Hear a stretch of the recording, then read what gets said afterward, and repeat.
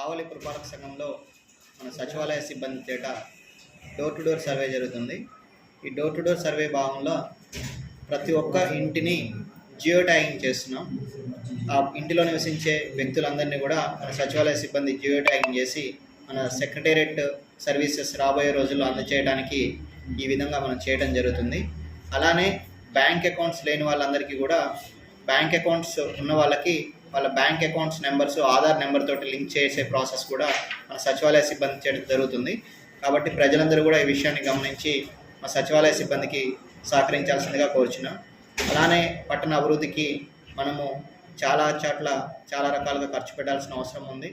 వీటిని దృష్టిలో పెట్టుకొని ప్రజలందరూ కూడా వాళ్ళ యొక్క ఇంటి పన్ను, కుళాయి పన్ను కూడా త్వరితగతిన చెల్లించాల్సిందిగా ఈ సందర్భంగా కోరుచున్నాం.